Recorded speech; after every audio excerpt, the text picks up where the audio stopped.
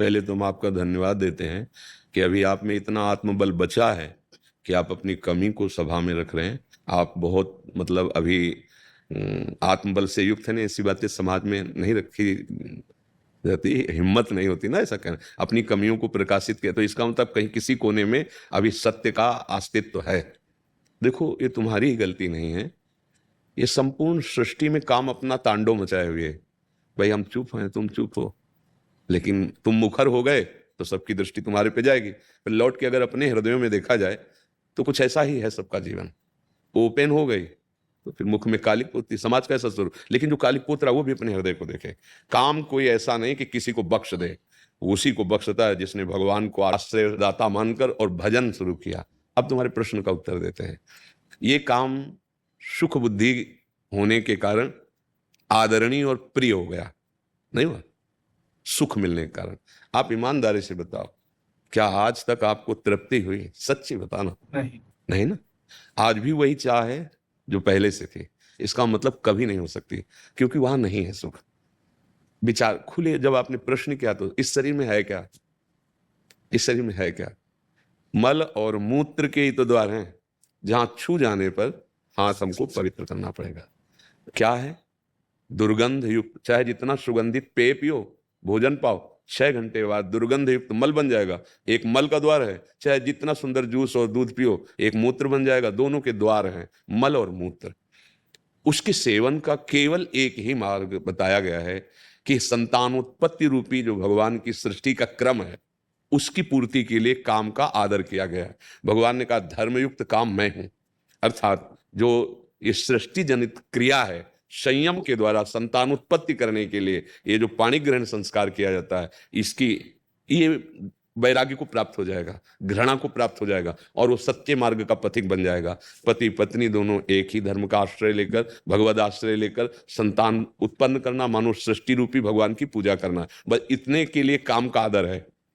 ये व्यर्थ में गंदे आचरण करना है। ये जो अभी इन्होंने प्रश्न के पहले हमें बताया, क्योंकि हम तो बच्चापन से गंगा किनारे रहे, शास्त्र की बात तो हमें पता है, लेकिन ऐसा पता कि स्त्री स्त्री से आसक्त हो जाए, हमने तो सुना है मोह है न नारी नारी के रूपा। शास्त्र तो ऐसा आज उल्टा, और कलयुग का यही उल्टा कि ये स्त्री क्या बताया था, स्त्री स्त्री के हाँ, अब इनका तो मतलब हमें कई शास्त्र में परिचय ही नहीं मिला। ये तो मतलब कलयुग की देन हो रही है। देखो, यदि तुम्हें भगवान ने मानव दे दी है और सुख और शांति की इच्छा है, तो वो केवल भगवान की शरण में, भगवान के नाम में। नहीं तो जैसे मन समझाता है कि एक बार भोग लूं तो शांति मिल जाएगी, ऐसा मन कहता है कि जो इच्छा होती है एक बार तो यार देख लेते हैं। आपने अनेकों बार देखा है, अनेकों शरीरों को देखा है, ईमानदारी से आप कह रहे हो, फिर भी आपकी वृत्ति वही है। आज से अपने इस दगाबाज मन की सलाह को मारना सीखो, महात्मा बन जाओगे, कुछ नहीं बिगड़ा है। हमारे भगवान की ऐसी ही कृपा है, नहीं तो किसी का उद्धार ना हो। कितना भी बड़ा अपिचेत सुदुराचारो भजते माम अनन्य भाग साधुरेव समंतव्या, भगवान कह रहे साहब मैं उसे साधु मान रहा हूं, सम्यक व्यवसिता ऐसा। बस ये ध्यान रखना, इसका अर्थ समझ लेना। उसने बुद्धि से निश्चय कर लिया कि यार अब इसमें किसी में सुख नहीं है, हम जो सुख शांति पाना चाहते हैं वो इनमें नहीं है, वो भगवान में है। अगर ये जो आजकल चला है जीवन नाश की लीला, ये बहुत खतरनाक है। जैसे बच्चे गंदे आदतों में फंसते चले जा रहे हैं। अब नए नए लड़के 30 के हो गए, मुझे ब्याह नहीं करना, माता पिता कहते हैं नहीं, क्यों? क्योंकि उनकी रुचि स्त्री शरीर में नहीं, पुरुष शरीर में है। तो एक काम का आदेश केवल संतानोत्पत्ति के लिए है कि आप संतान उत्पन्न कर लेंगे, नहीं तो ये जो शक्ति का नाश कर रहे हैं, ये जो अपराध कर रहे हैं, ये तुम्हारी दुर्गति कर देगा। तुम्हारे मनोरंजन के लिए थोड़ी तुम्हारा शरीर मिला है। तुम्हारे शरीर पर तुम्हारा अधिकार केवल सत्कर्म करने के लिए है। अच्छा, तुम अपने शरीर को नष्ट करो, हमारी सरकार को पता चल जाए तो आपको सजा मिलेगी? नहीं मिलेगी। आपके जो हमारा शरीर हम रखे हैं नष्ट कर दें तो देखो तुम्हारे शरीर पर भी तुम्हारा अधिकार यहाँ नहीं, यही की सरकार आपको अभी हथकड़ी डाल देगी। फिर अलौकिक सरकार।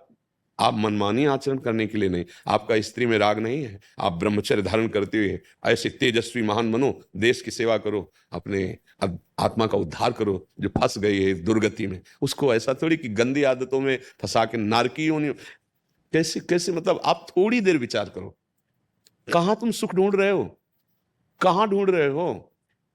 अरे पागल उसमें सुख है? अच्छा, तुम यहां हमारे पास क्यों आए हो? कोई भी, हम क्या लगते हैं तुम्हारे? किस लिए आप यहाँ आए हो? हम आपसे अगर प्रश्न करें, भले आप उत्तर न दे पाए, लेकिन उसका उत्तर हम देते हैं। आप इस बात के लिए आए हो कि जो मैं कर नहीं पाया वो आप कर लिए, जो मैं नहीं कर पाया वो आप कर लिए, इसलिए हम हाथ जोड़ते हैं और आपसे जानना चाहते हैं कि मैं कैसे निकलूं, जहां नहीं फंसना चाहिए वहां फंस गया। सार बात है ये, कुछ नहीं है। पांच भौतिक शरीर जैसे हमारा तैसे आपका, जो आप भगवान के अंश हो वैसे मैं अंश हूं। पर भगवान की कृपा से बचपन से बात समझ में आएगी कि बहुत जन्म बीत गए धोखे में, ये जन्म बिल्कुल धोखे में। ठाकुर कृपा से लग गई ब्रक, 11 वर्ष की अवस्था से लेकर जैसे भगवान ने चलाया आज तक वैसे। ए भाई, हमारी बात जैसे तुमने बताई ना, ऐसे हमारी बात मान लो।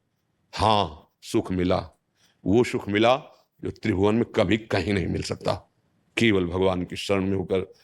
आप जैसे दुख, तो देखो किडनी फेल है, माँ के गर्भ से इसकी रचना हुई थी। पॉलिसिस्ट किडनी ये रोग है जो माँ के गर्भ से वंशानुगत होता है। 35 वर्ष की अवस्था में प्रकाशित हुआ, 18 साल हो गए इसका दुख।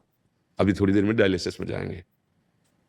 कोई दुख नहीं, हमें पाई भर दुख नहीं। तुम्हें लग रहा है मैं दुखी हूं, मैं चिंतित हूं, मैं डिप्रेशन में हूं? नहीं, ये मिला है। हर दुख सह करके उस सच्चिदानंद के मार्ग में दौड़ते हुए, काम क्रोध लोभ मोह मद मत्सर एक एक की वृत्ति को देख करके इनसे बचाव पक्ष रखते हुए निकल जाना। तुम्हें तो लगता है कि इनको स्त्री शरीर से प्यार नहीं, वो काहे को धोखे में किसी को डालते हैं? और उसके लिए तो दूसरा वर मिल जाता। आपने उसको स्वीकार किया और उसके प्यार का विभाजन उसको बर्दाश्त नहीं होगा।